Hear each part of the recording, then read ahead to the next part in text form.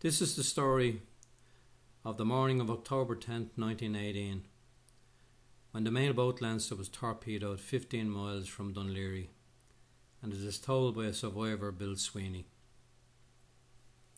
The man who had the inspired foresight to interview Bill Sweeney shortly before he died in 1979 was Declan Whelan, one of Ireland's early military and commercial aviators. He recorded Bill's first-hand account of the harrowing events he experienced that day. Often forgotten, this is also a tribute to those who have helped to keep the Leinster story in the public consciousness, for it was indeed Ireland's greatest shipping disaster. Seen by thousands of passers-by, the starboard anchor from the wreck of the Leinster was raised in 1991 and put into the care of the Office of Public Works. Restored, was placed on a plinth overlooking the ship's old berth at the Carlisle Peare in 1996. A number of commemorations have been performed at the site since, recalling the terrible loss that occurred that morning outside in Dublin Bay during World War I. Not so well known are the names in this adjacent plaque. These are the divers that located and then recovered the anchor from the wreck of the ship. Along with 4 divers' names, there is an almost obscure reference to marine research. This reference or entity will become clearer. The anchor was finally lifted in an area of Dunleary Harbour known as the Coal Harbour. This photograph shows some of the sports divers who performed some strenuous dives on the wreck, cutting the heavy chain and then raising it to the surface with a small trawler, before bumping it the long journey into Dunleary Harbour. The harbour master, Captain Carter, is visible on the left, and those to centre and right are the divers Brian Whelan and Noel Bryan. Not present in this photograph are 2 other divers who were involved, Billy Owens and Fred Hicks. The whole of the lifting crew involved in the recovery will appear further on.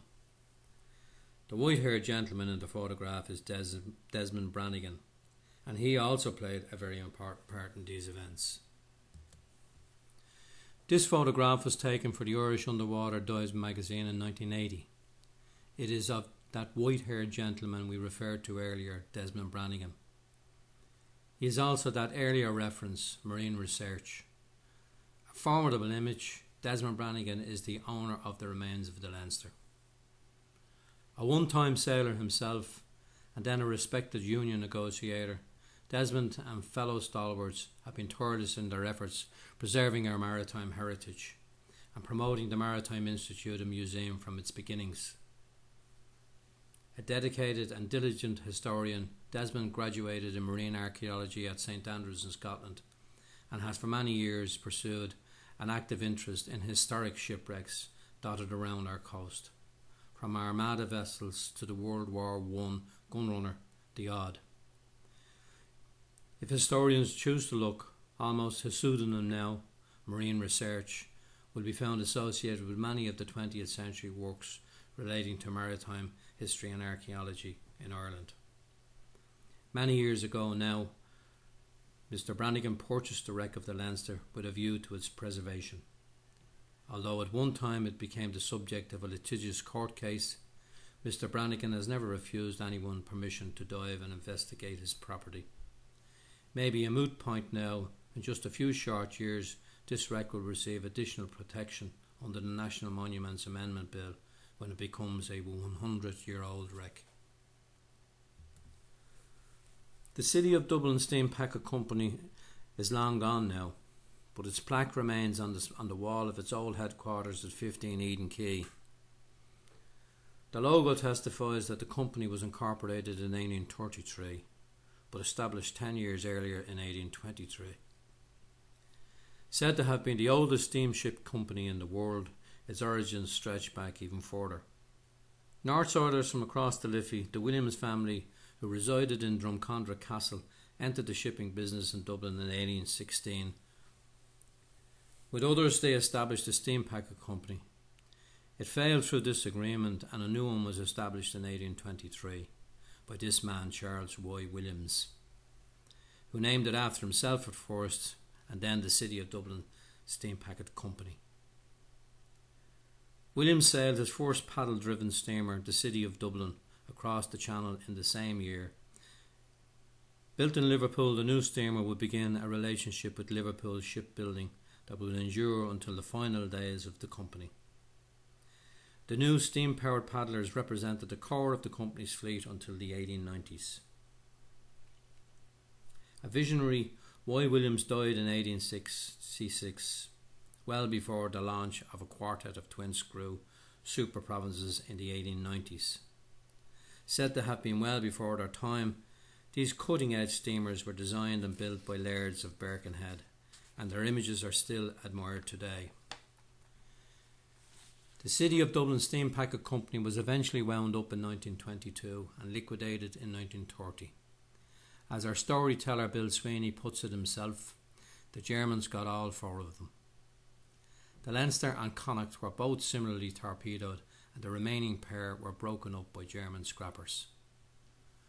The company's plaque is all that remains now at Eden Quay, but alas, it too is under threat from progress and the dreaded developer. Citizens may well be reminded to be ever vigilant lest their history also ends up with the scrappers. Given the clear insignia on these egg cups, they obviously belong to the City of Dublin Steam Packet Company. They bear images of one of the company's earliest paddle steamers, which may be the City of Dublin at Anglesey. Likely to have belonged to a set, they may alternatively depict another of the company's early paddle steamers, the Queen Victoria. Sailing from Liverpool, this packed vessel was lost in 1853 when she struck under the Bailey Lighthouse in Dublin Bay and sank with a large loss of life. Her remains lie there today and have become a national monument and protected shipwreck thanks to the efforts of the Marlin SAC Club and the Maritime Institute. The egg cups remain in the possession of the Maritime Museum in Dún Laoghaire today. Together, the City of Dublin Steam Packet Company and the shipbuilders Lairds of Birkenhead were responsible for some remarkable innovations in shipbuilding design and were amongst the leaders of the transition into Irish shipbuilding. Their collaboration aided the success and reputation of Lairds as a first-class shipbuilding yard. The company's main rival was the London and North Western Railway Company. Linked with the constant opinions of politicians, competition between the two was much more than just ordinary commercial rivalry. It may be said that the two companies were constantly duelling for the hearts and minds of Irish and British citizens. The London and North Western Railway scene was seen as British, and the City of Dublin was seen to be Irish and even Catholic. So much so that nationalist politicians received preferential treatment while travelling on the company's ships. The company's last but thoroughly modern set of steamers, the Provinces, re-secured the postal contract in the 1890s, and it was well recognised at the time that nothing could come near the new Provinces for speed or comfort. Setting new cross-channel records in speed and regularity, the Provinces were extremely successful until the arrival of World War I. The U-boats sank the Leinster and the Connacht in an almost identical and unique manner. They were both struck by two torpedoes, one on the starboard side and another on the port side. The loss of both ships ultimately sunk the company's ability to maintain the mail contract, and the scrappers gobbled up the remainder. Strikingly handsome, this man was an assistant purser with the City of Dublin Steam Packet Company. He served aboard the RMS Leinster. At the time it is believed to have been sunk just 4.5 miles from the other side of the Kish Lighthouse by Commander Robert Ram in UB 123. His name was Bill Sweeney. Bill was born in 1896, and according to the 1911 census, he lived with his family in Mount Pleasant Avenue in Ranelagh. He joined the City of Dublin Steam Packet Company at 16 after his father, who was an accountant with the same company and died in 1912. There is little known about Bill after his employment ended with the City of Dublin Steam Packet Company when it wound up. Many years later, and predeceased by his wife, He resided in a nursing home on the Roebuck Road in Dundrum. The couple are believed to have had just one child, a son who emigrated to New York. While he was in the nursing home, Bill befriended a gentleman who lived locally. This was Declan Whelan. Declan, with wonderful life stories of his own, shared just a few short years in the company of Bill and swapped many reminiscences over a few pints in the Deer Park Lounge. Having remembered so much of his life's times with Declan and of that fateful day aboard the Leinster, Declan fortuitously, as it now transpires, committed Bill's stories to tape. The recordings are both extensive and extremely lucid. Included amongst them are stories of Martin Murphy and the period of Dublin's lockout, and another of a very unusual visit to the German embassy. These are now in the care of the Maritime Museum. Declan's recollection of Bill Sweeney is that of being one of life's precious characters, a character in that warm and affectionate sense, a man whose company who was enjoyed by all those who came into contact with him. And it is indeed a great compliment to both men that Bill has been missed greatly by Declan, who only knew him for a few short years. Appreciating the significance of Bill's stories, Declan was able to record them shortly before he passed away in 1979. Amongst them is the story you are about to hear now from Bill himself. The day the Leinster was torpedoed. It was in 1917 it happened, wasn't it? 1918. Yeah. And 10th of October. 10th of October. And were you inbound or outbound to Holyhead? We're going out to Holyhead. Yeah. The Thursday morning. It's 773 passengers. And that included the post office staff and the crew and the passengers.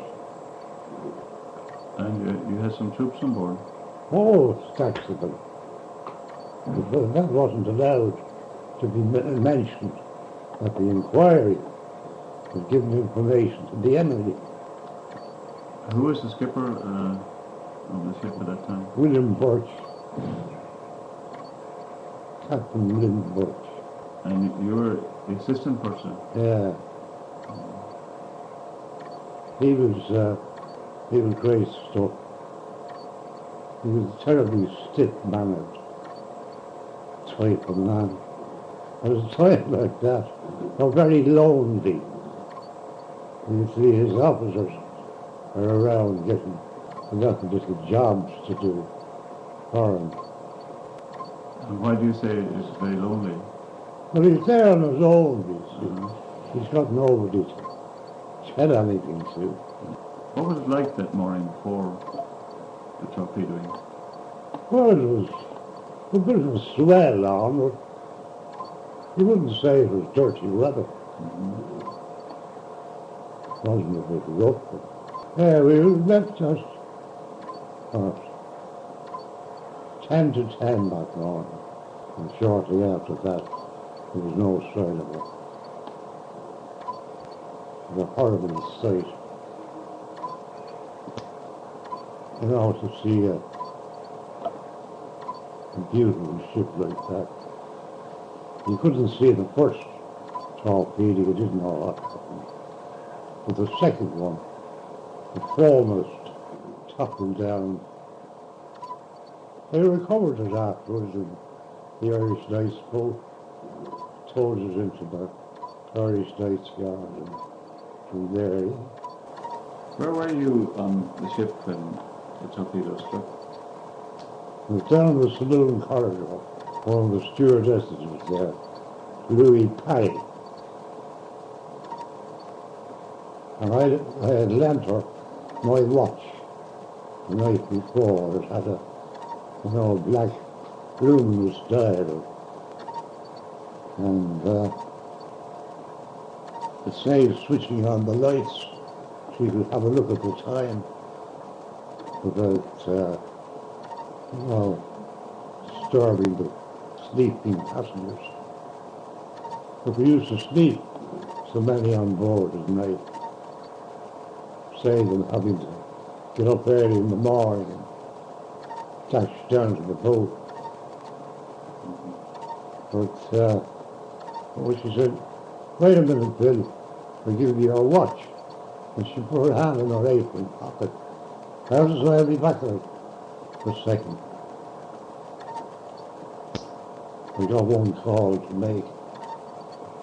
I was only gone a few yards when I heard this almighty crash of the shattering of glass. I looked into the saloon just before I went up the stairs, and the whole mantelpiece over the fireplace was falling down. I didn't know what to do. I went up onto the deck, and Addison, the second mate, he shouted at me, "We're being torpedoed!" He'd been torpedoed in the Connaught, the sister ship of this one, some months before down the English Channel. I was into the chief officer's room. He always kept a life belt under his chair. And there wasn't one there. Somebody got there before me. And our Bush called me up. Told me to go down and get his confidential papers out of the chart room. And when I went down there, the ship's adjutant, a fellow called Captain Peare, You were down in the chart room? in the chart room, yeah. And I said to Parker, what are you doing? You're getting the codes that are supposed to be thrown over the side. If anything happens, they have lead covers on them, so they sink straight away. Were these Admiralty codes? Yeah. Oh, I said, you better carry that. Bring them up to him. But he dropped them up, and then I don't know where he went with that. Anyway, I went up between all the porch, and he said, we tied them up, and he dumped them over the side. There's a smallish lifeboat under the bridge on the starboard side, and he get that out down the water. You know where bloody Clark is the lamp trimmer. And we put it in the water beautifully. And just as I was going to slide down into it, old Birch called me again. Go down, he said, get that accommodation ladder out. And the next thing, she got the second one. I looked up, and I saw that the form was cracking down, and I saw that the fourth funnel that was ripped out with some kind of, in a temper. Anyway, I slid over the side. It was quite easy because she had a list to port, a good list this time. I just slid down around the side and stepped into this lifeboat.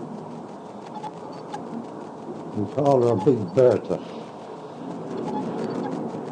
She was certified to carry 52 souls. It was stamped into one of the seats. And just before I got in there, I saw Captain Locke. He was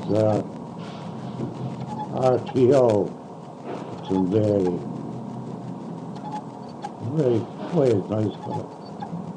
And there he was, with his hand on the rail, staring up into space, really. When I come on lock on the boat here, he didn't take any notice of it, what I said. So I shook him. I shouted at him. Not a move out of him. I couldn't wait any longer. When I stepped into the lifeboat, to my horror, the falls and the stern were still fast. I forgot to unhook them. And she was bobbing down nicely, you know, with the big ship pulling her down. So Connolly, what you call it, the supermarket, he was a fireman, very big fella. And he lent me a big tobacco knife we had, and I snatched all the lines with this, and that took the strain off, and then she bobbed up nicely, you know. And then the next thing, old Butch, he came along. He was hanging on his two hands, and he had a cut near his left eye. It was bleeding. And he would say, "Oh, don't never get water out, bail her out." And I was screaming at some of the fellas there to pull it in. And eventually they got the message, and just left his legs dangling out over the side. The bloody lifeboat was packed at this time. There was over 70 in it. So when the destroyer came along, the HMS Lively, was the naval commander in the lifeboat. And when he saw me in uniform, to see to me the first minute I was in the boat, "Are you in charge of this boat?" He says, "No." I said, "You are. There's 3 rings." He did nothing all the time, and he wiped his glass. And I said to him, I said, "This one should give us a bit of shelter."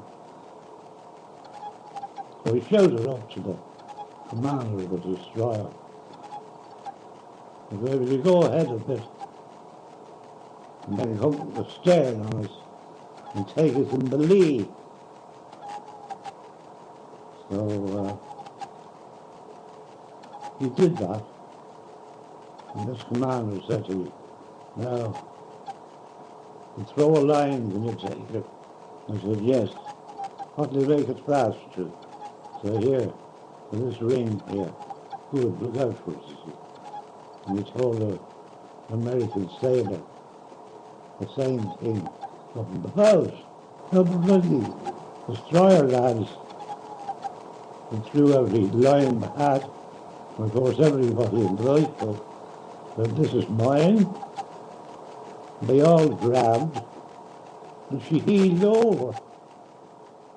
That's how Captain Bush was lost.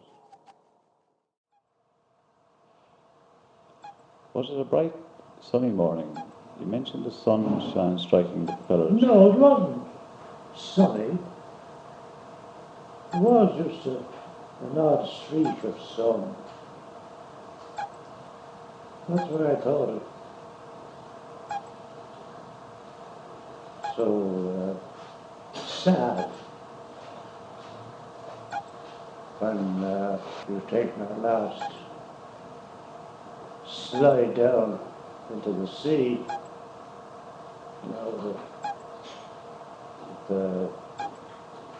the light on the two propellers, and the way they They sharp.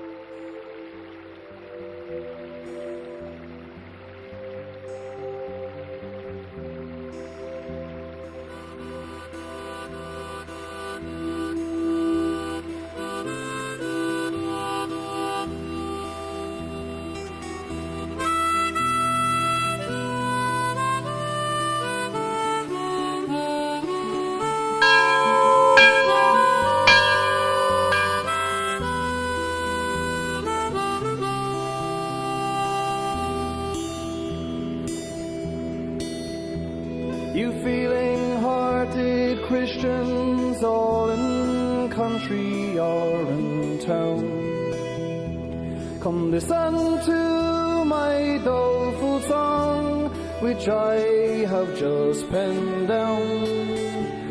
'Tis all about the wartime act, that awful tragedy, when the Dublin mailboat Leinster was sunk in the Irish Sea. On the 10th day of October 1918 being the year, the mailboat on her passage went, I mean to let you hear, with 690 passengers and 70 of a crew. She sailed from Kingstown Quay for Holyhead bound too. In pride and stately grandeur, the Leinster ploughed her way, and all on board were of good cheer, with spirits light and gay, not fearing that the U-boat was lurking neath the wave, to send them all unto their doom and to a watery grave. The submarine, it came at them when they did least expect, and fired torpedoes at the boat, which quickly took effect. Her boilers burst, the flames ascend with fury to the sky. Mid echoes of the deafening din, you could hear the women cry. You feeling-hearted Christians, all in country or in town, come listen to my doleful song, which I have just penned down.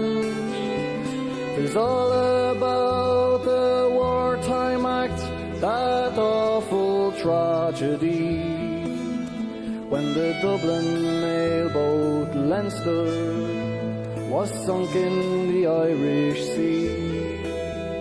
Oh, the Leinster now is sinking fast, and she is going down, and many too, while in their bunks, are numbered with the drowned. The passengers, their lifebelts on unto the boat's repair, while cries for help do rend the skies in sad and wild despair.